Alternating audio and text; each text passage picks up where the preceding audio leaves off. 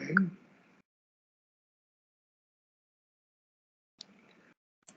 Okay, so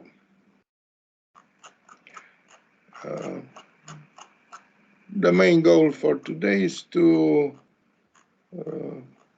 continue the study of functions, and mainly I want to discuss about limits of functions.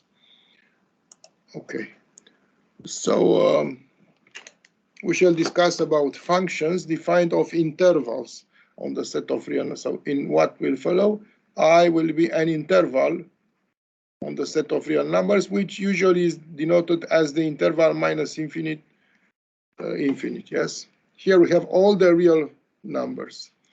Attention, minus infinite and infinite are not real numbers. They are just symbols. Okay.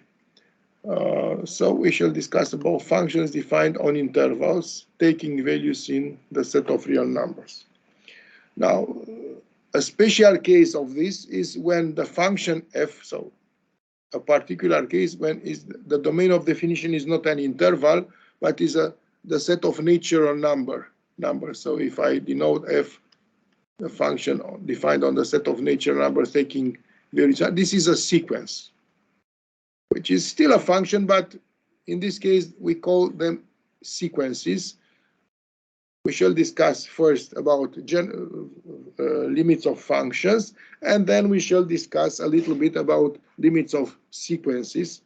Most of these situations about sequence will be particular case of the case of functions. Okay, so but this is our main goal, functions defined on intervals. Okay, so what's the idea of a limit? If I take, for example, a function such as x at 3 minus 3x plus 1, and if I write limit when x tends to 2 of f of x, the meaning, I shall write a definition, but the meaning, the intuitive idea is the following. X, which is a real number, takes values more and more close to 2, but not 2. So x can be every number closer and closer to the number 2. For each such x, we compute f of x. And then after we do that, we look to the values of f of x. And if these values are closer and closer to some value, we call that value to be the limit of the function. Loosely speaking, this is the idea, of course. I shall write the example. For example, in this case, when x is close to 2, of course, f of x, the value of f of x, these values will be closer and closer of what? Of course, 8 minus 6 plus 1, which is actually 3. Which by chance, attention, here it is exactly f of 2. But this is not always the case. For example, if I want to compute limit when x tends to 3 of x squared over x minus 3, well, you see, the domain of definition doesn't contain 3, but all the other values closer and closer to 3 are in the domain, so the limit has a meaning, while f of 3 has not a meaning. So here, just to compute the value of the function at that point, it's useless. Also, there are many other situations of this type. For example, limit when x tends to infinity of x squared plus 1 over 2 squared plus 3. Same idea. If we replace here x by infinite, we cannot replace x by infinite because infinite is not in the domain of definition. So what I'm trying to say is that sometimes the limit can be computed in a very simple way, just by computing the value of the function at that point. But in many cases, still, this cannot be done, so we need tools to do that. Anyway, the definition of the limit is the following. We say that the limit when x tends to a of f of x equals L, if and only if for every positive epsilon there is delta epsilon still positive, such that if modulo of x minus a is less than delta epsilon, then the modulo of f of x minus L is less than epsilon. So when this is the way we write in calculus the previous idea, what happens with the values of f of x when x is closer and closer to a given value. That value could be also infinite or and minus infinite, which are not in the domain of definition anyway. Okay, so there are techniques to compute limits. Usually these techniques start with so-called formal operations. I will start also with formal operations. Formal operation means operations in overline R, which is the set of real numbers, together with the two symbols, infinite and minus infinite. So we try to extend the operations with numbers to operations which including infinite and minus infinite. Okay, so in what will follow, A, it's a real number, so you must make a very clear distinction between A, which is a real number, and the symbols infinite and minus infinite. Okay, so we have A plus infinite equals infinite. So first we take additions. Minus infinite. Some of these operations look like they are natural, but don't be sure of that. Try to learn them. Don't take them as natural, because sometimes there are there could be some tricks here. Okay, as you can see, there is one missing operation, which is infinite minus infinite. We call it an exceptional case or undetermination. That means we cannot define infinite minus infinite in any way. Every way we try to define it will lead us to a contradiction, as we shall see immediately. Okay, these are additions. Now, multiplications. A times infinite is minus infinite if A is negative, infinite if A is positive. Again, there is somebody missing here, namely 0 times infinite is an undetermination.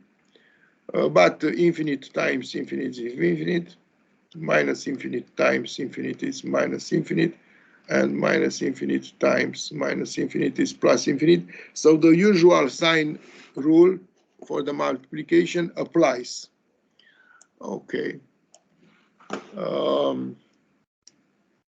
Now, ratios A over plus and minus infinite are both 0.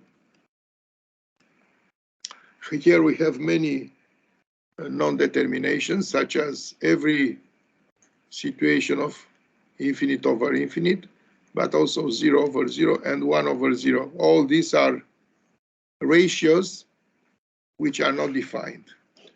Okay.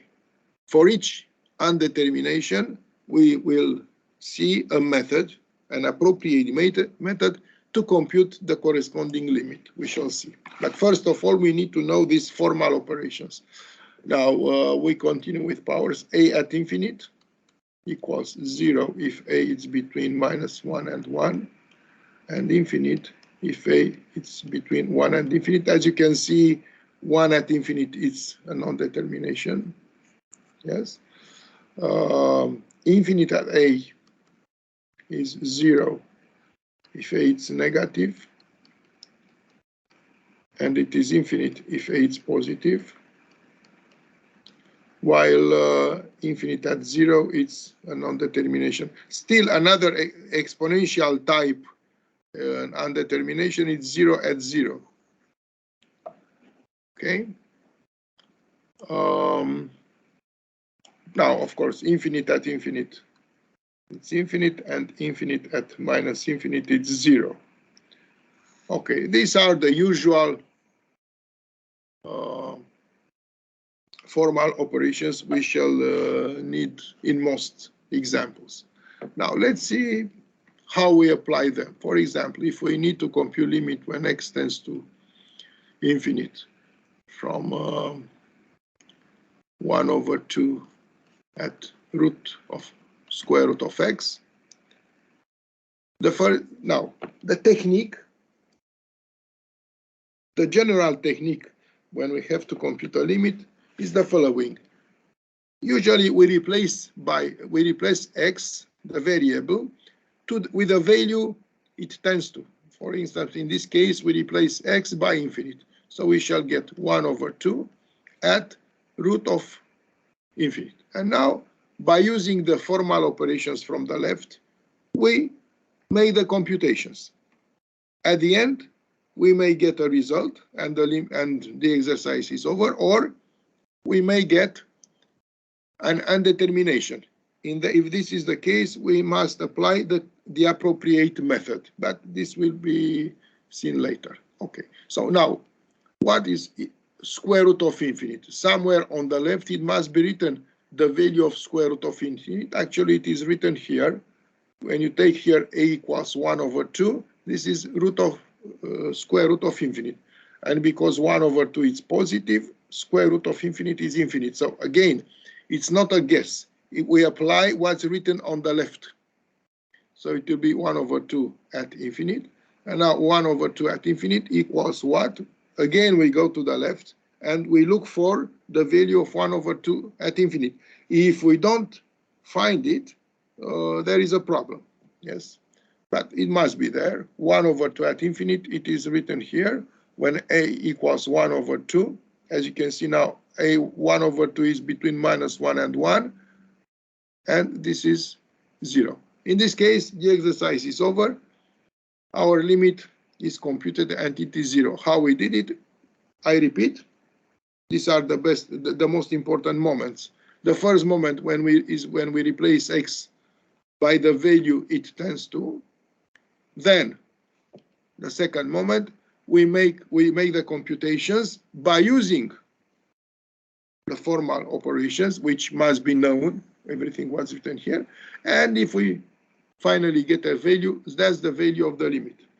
Not always this is the case. For example, if I want to all these kind of limits when x tends to infinite are identical for sequences, of course, when n, but the variable there is denoted by n, so n tends to infinite. So everything here can be applied also to sequences. For example, if we take this limit, here if we replace x by infinite, we shall get above we shall get infinite, and below we shall get infinite. So this time, this is a non-determination. It is this one. As long as we don't know the method, the appropriate method to solve the limit, in this case, here we stop. We don't know how to continue. So I repeat, sometimes we get a result, sometimes we get a non-determination, and now we shall take very quickly the usual case of undetermination and to try to explain the basic methods which applies. Tell me until here, what do you think? It is too simple, you know these facts, we must go faster. I want to know your opinion. Now, I at the Rose class, I always download this material, so you can find it there, the formal operations and the basic methods for the limit. Tell me if it is okay or we must go further to other things. For example, now usually we are going to teach about the basic methods to compute limits. Usually we start with infinite minus infinite. So what's the method in this case? The basic method here is to take off common factor, the greatest power. This is in most cases what we have to do. For example, if you have this limit.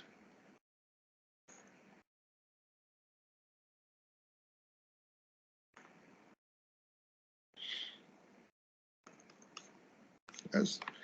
Here, the first thing is to replace x by infinite, and we get, according to the formal operations, infinite minus infinite. This is an undetermination. So we shall do what's written here, to take off the common factor at the greatest power. In order to do that, we need to do some steps. First of all, inside the square root, we take off x at 3, because we need to know who's the greatest power inside the square root. And then we get off the maximum power, which is x at 3/2.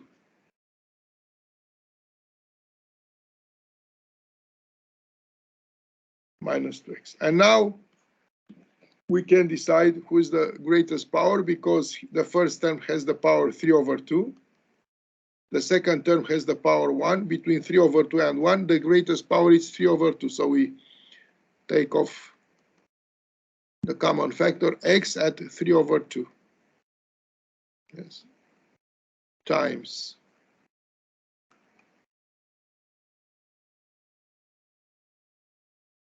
and here it will be minus 2 over x at 1/2 after we simplify.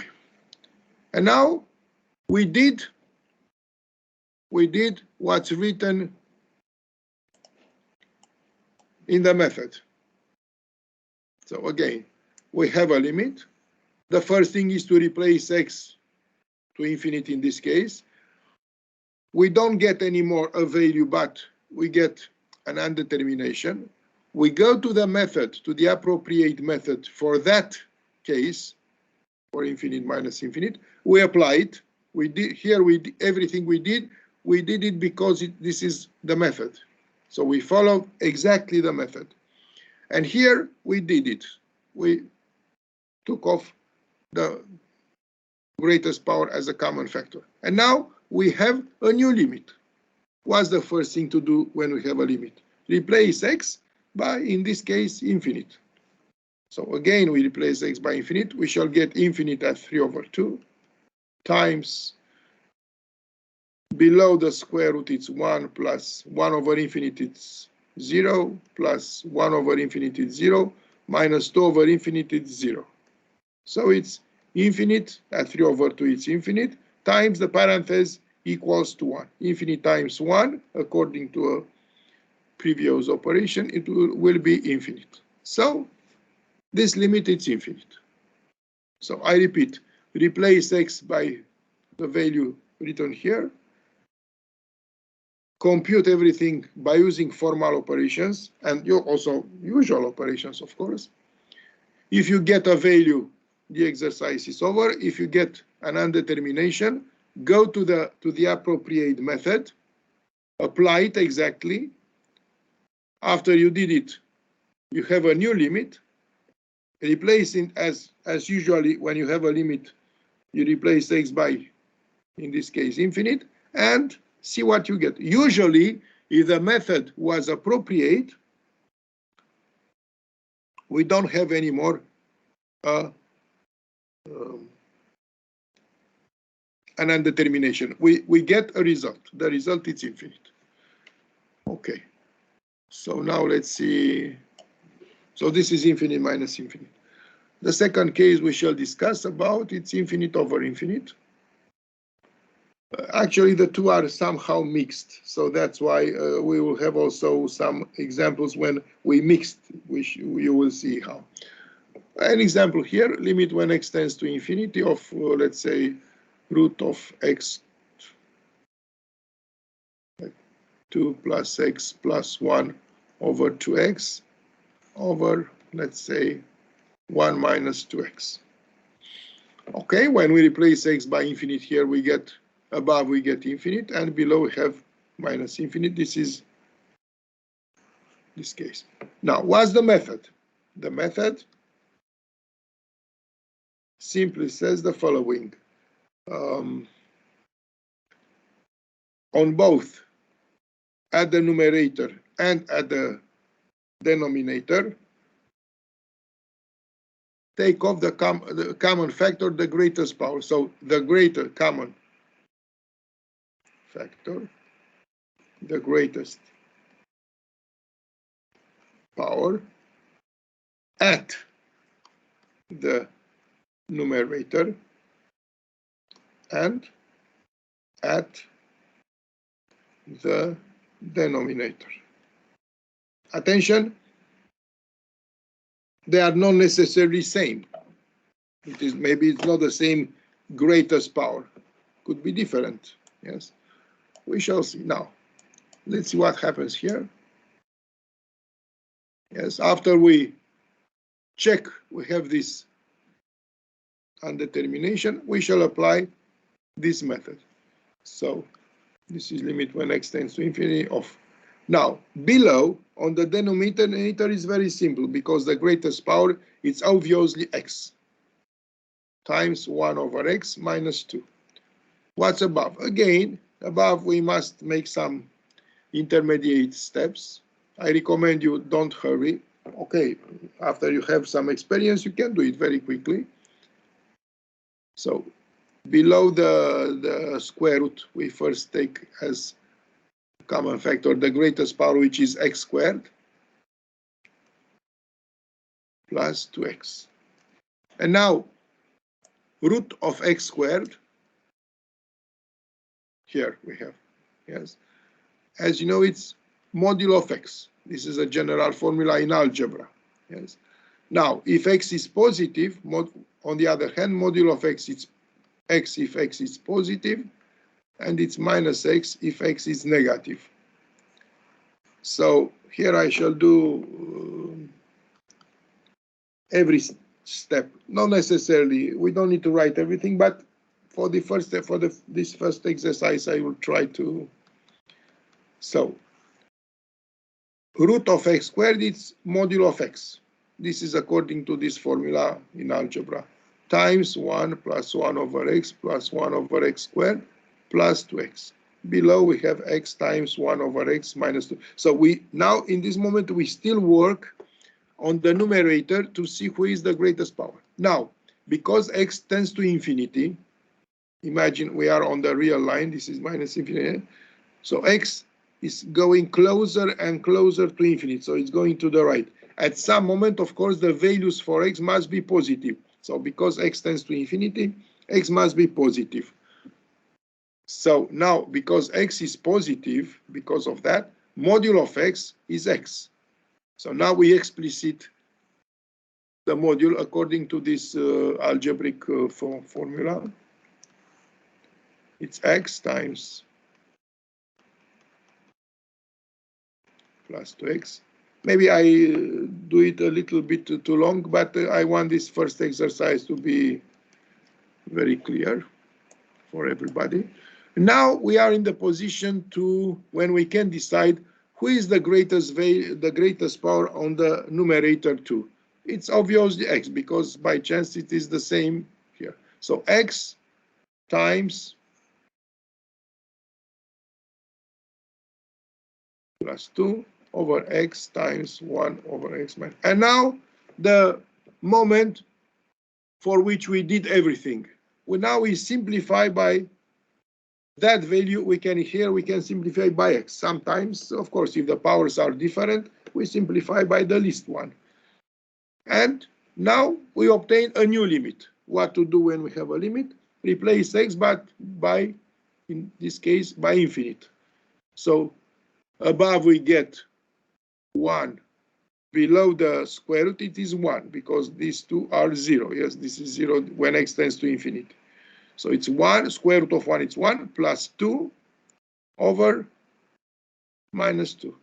That is minus 3 over 2. So the limit is minus 3 over 2. As I told you, if we apply the appropriate method for the case we have, usually, finally, we don't have anymore an undetermination. Yes. we get the result after the simplification. So here, maybe it's good to add here, add a method, common factor, the greatest power at the numerator and at the denominator, and simplification. Yes, but that is obvious somehow. Okay, if you have any question here.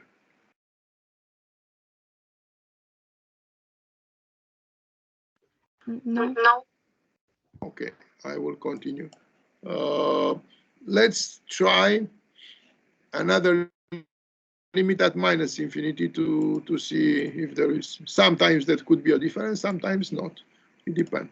For example, if I take limit when x tends to minus infinity of, let's say, x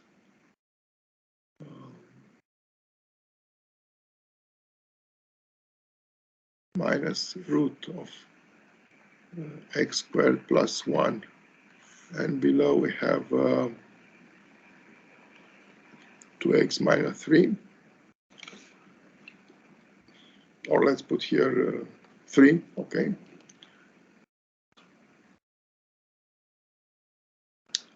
Okay, when we replace x here by minus infinity, we shall get above minus infinite over minus infinite, which means minus infinite over minus infinite. So we have the case infinite over infinite. We know how to proceed. So with the same method as before, first of all, inside the square root, we must work a little bit, not too long this time. I shall do it faster. Below again is very simple, it's x. Now, what's happening here? Square root of x squared, as we discussed already, it's modulo of x, yes? So in front of the square root will be modulo of x.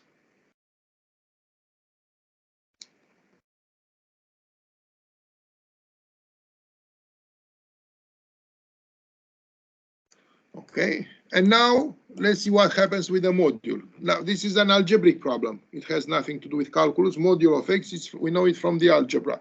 Now, x is going closer and closer to minus infinite. If this happens, then x is negative, because you cannot go to infinity, to minus infinity, by positive values. If you go like to the left, at some moment, x must be negative. Modulo of x, when x is negative, it's minus x. So that is 3x. Here we have minus x, yes?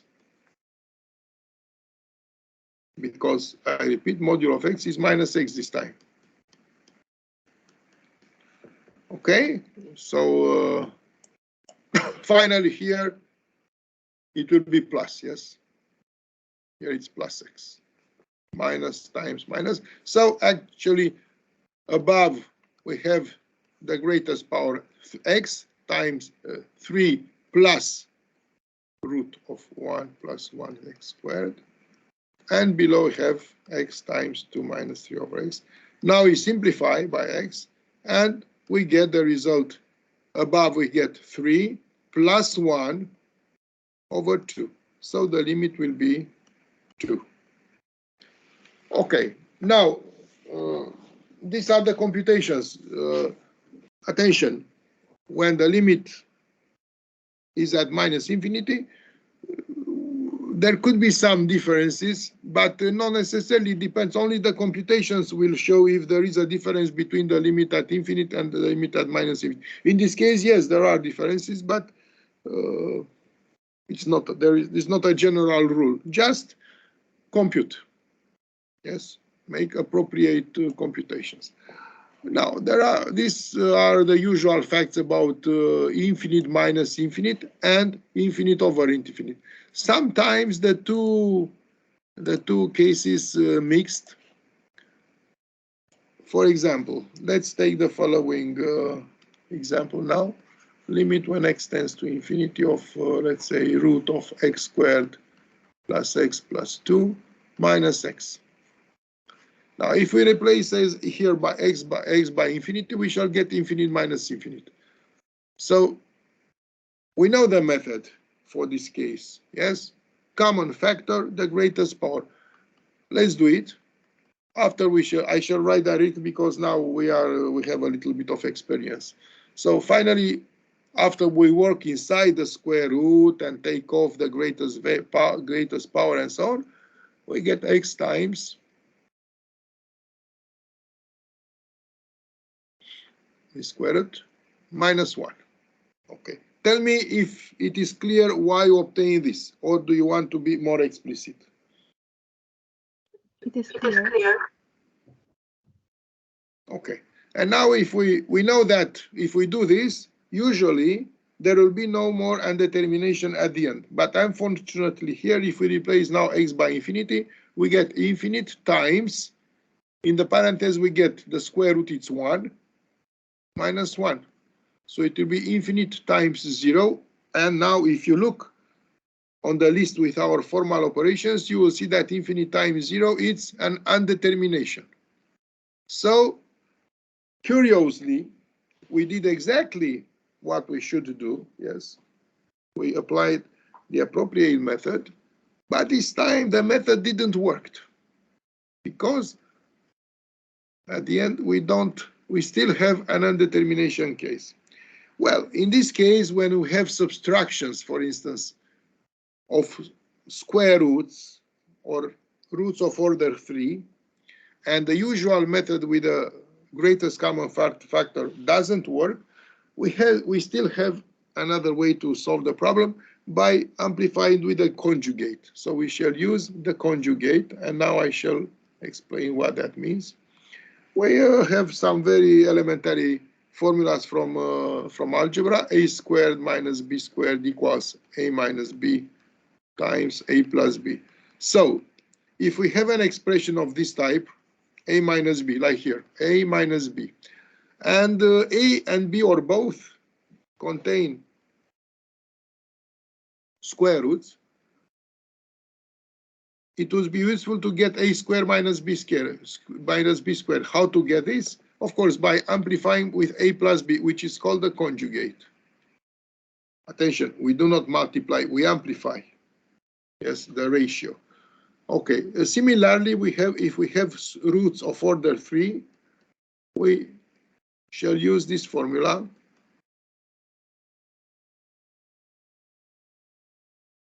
And now this time, this is the conjugate. Yes, this is what we need to amplify. Okay, let's see how it works. Simple algebraic computations, and it's not difficult. So after we observe that this is infinite minus infinite, and the usual method with the greatest common factor didn't work, okay, we take it from the beginning, and we shall amplify by the conjugate, which gives us here the denominator was 1, of course, so I shall write below the conjugate, which means we amplify with what? We amplify with root of x squared plus x plus 2 plus x. This is a plus b.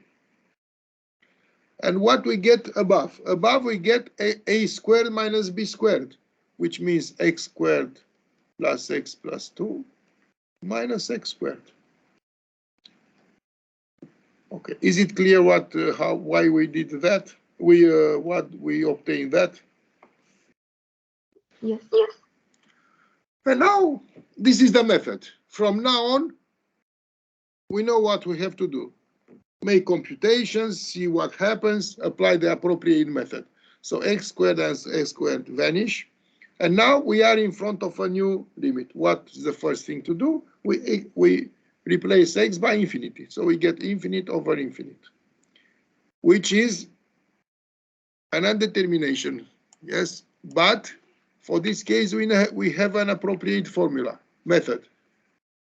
Common factor, the greatest power below and above. Now we do that.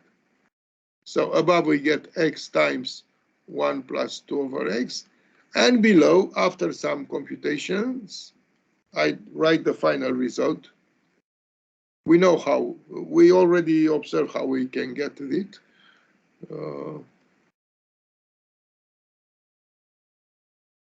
Okay, this is what we get. And now we know that we need to simplify. We shall simplify by x. And the limit will be above we get 1 plus 0, which is 1.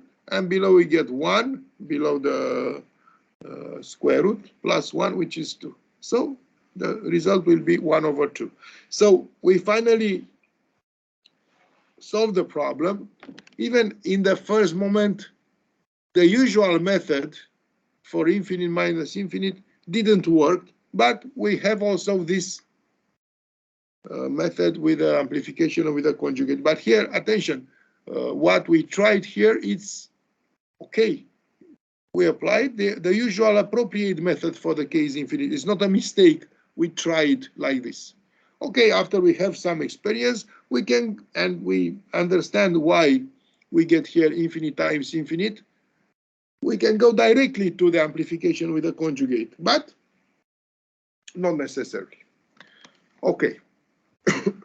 These are the usual methods for the case kind of limits for infinite minus infinite and infinite over infinite. All these kind of exercise are also available for sequences. Only that for sequences n, it's a natural number. So because the set of natural is 0, 1, 2, 3, sorry, 2, 3, and so on.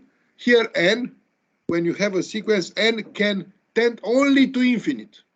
It cannot tend to 3 and so on, because it cannot go closer and closer to 3, because 2 and 4 are the closest.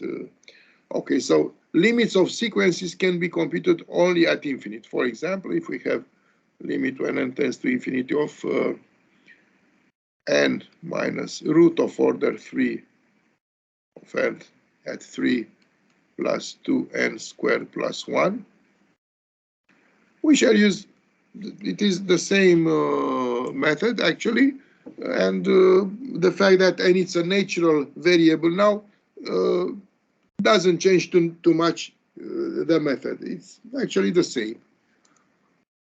Okay, so we replace n by infinity, so we get infinite minus infinite.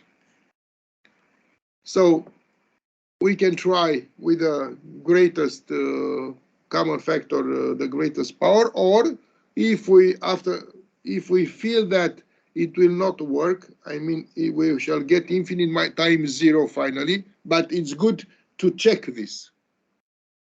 Yes, so I advise you, first try here the method with the common factor, the greatest power.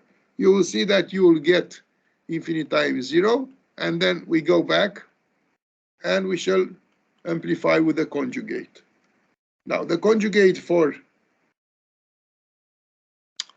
the root of order 3 is here.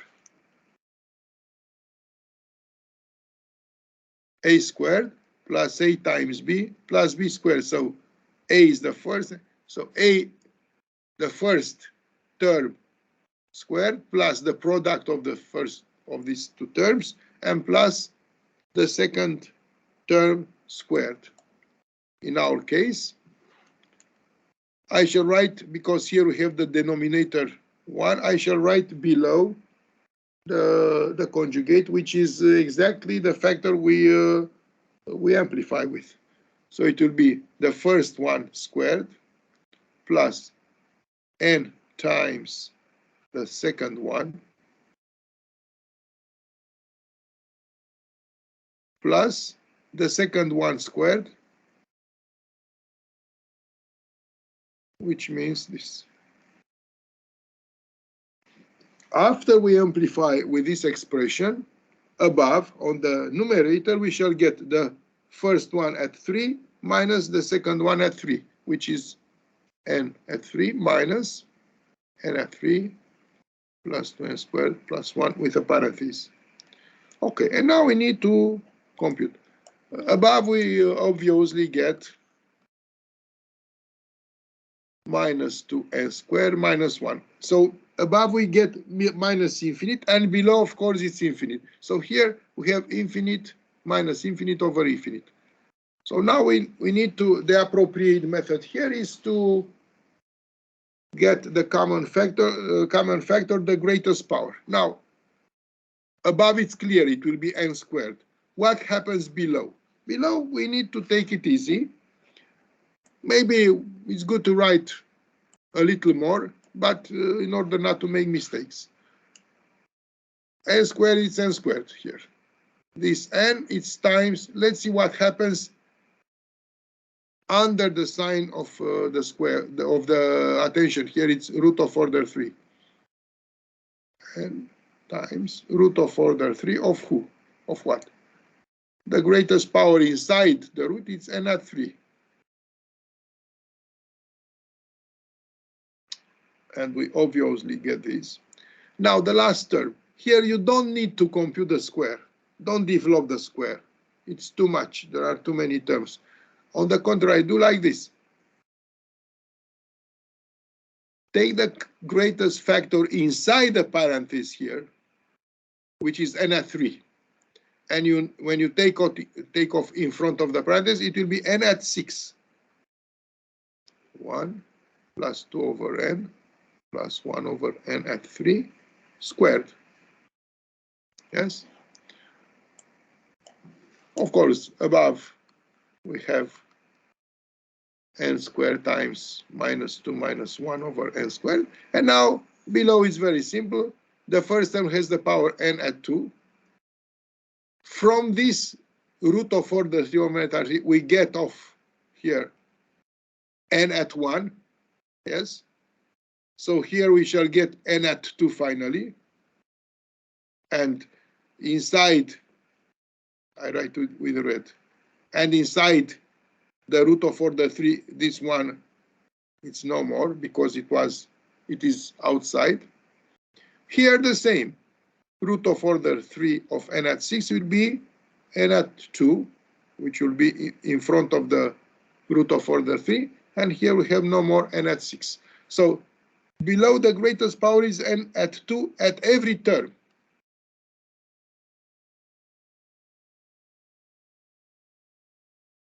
And now we write carefully what we still have after we took off